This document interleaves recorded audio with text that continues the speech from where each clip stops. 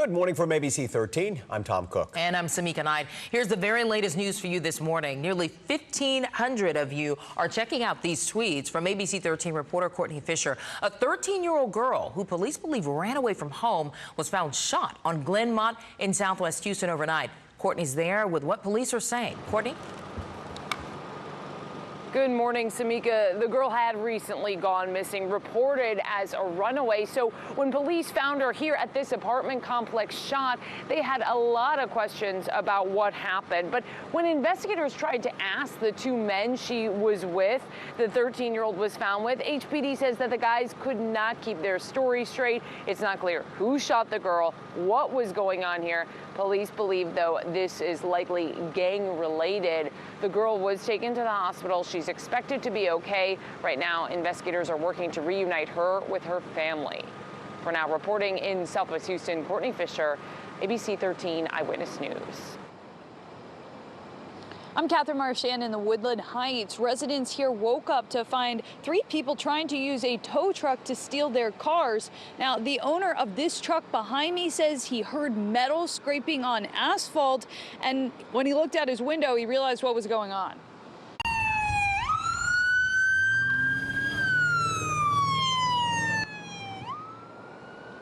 So the Precinct 1 Constable's office got here quickly, started chasing the tow truck. One of the suspects ran off before that chase started. One jumped out at some point during the chase, and then the driver was arrested at a gas station off the East Tex Freeway. No one was hurt, but investigators are still looking for those 2 other suspects. We're in the Woodland Heights. Catherine Marchand, ABC 13 Eyewitness News.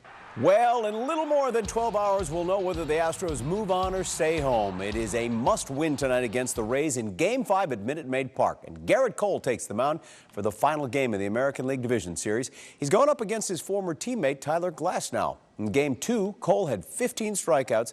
So A.J. Hinch, the manager, says they're confident they'll win tonight. The pressure tomorrow is awesome, and it's on both of us. And who's going to be able to get the lead, who's going to be able to get out of the gate and kind of take control of the game. They're going to want to take our crowd out of it. We're going to want them to be loud as hell. So it's going to, that's the fun part of your prep going into the game. All right, first pitch tonight at 6:07, but before that, the big street fest outside Minute Maid Park starts at 3 in the afternoon. All right, well, a lot more than an Astros flag is flying outside this Houston home here. It is painted in orange, yellow, and red stripes, all to honor the Astros. ABC 13 reporter Jeff Ealing met the woman who owns this wonderful house. And, Jeff, it's become quite the attraction. I got to tell you, I'm thinking about moving right next door to this thing. You can accuse me of a lot, but you cannot accuse me of being subtle. I love the style here. I love what it says to everybody. You know, you hear the phrase, go big or go home. Well, they went big on the home. Every house in Houston should be flying an Astros flag, but some might argue every house in Houston should look like this. So we're celebrating the Astros. These guys have been working for 182 games straight, working real hard. Working hard enough that Astros fan Kathleen Vosler had to do something to say thank you. She commissioned a local artist named John Z to transform her law office into an Astros house. We got excited. We got a little bit wrapped up in it. Got a little excited about it, so we're having fun. A little bit excited. This is a lot excited. It's a lot excited. I would have never thought of doing that, you know?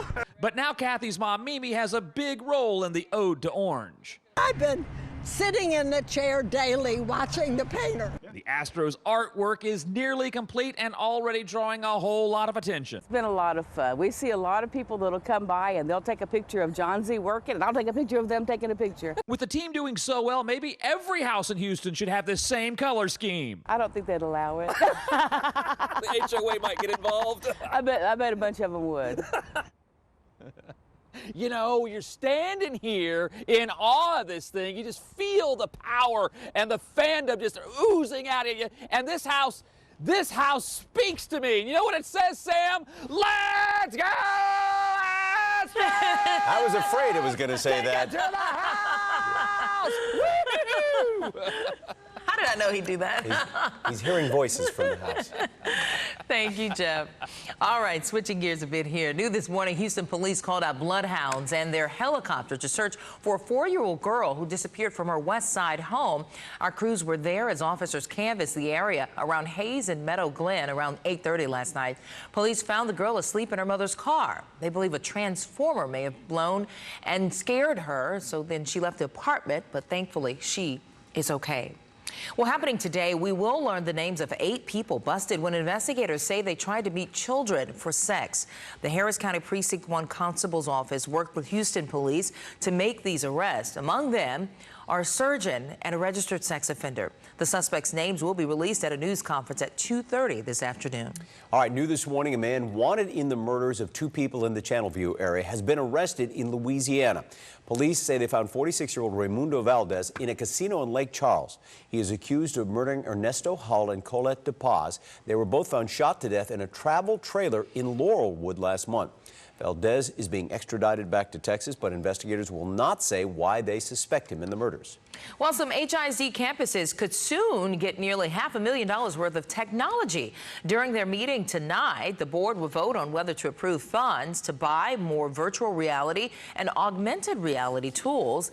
They would be used by the district's career and technology education program. The board meeting at 5 p.m. All right, let us check now the forecast. Here's Alita with the big temp swing. Yeah, we got a big temp swing indeed. So getting a little bit of a break the last couple of days from the humidity. The humidity is back. We're feeling it this morning. Temperatures will be heating up close to 90 degrees in many spots, low to mid 90s out towards some of our western counties. This is running a good 5 to 8 degrees warmer than normal, but relief is on the way. The relief on the map here, crossing the northern plains, lots of snow across the northern Rockies. We've got the colder air that we're going to benefit from and also the drier conditions. But those rain showers will start off late morning, mid to late morning, 30 to 40% chance of rain. Notice the temperatures start off warm, will peak sometime in the mid-morning hours with highs in the low 80s and then falling throughout the day.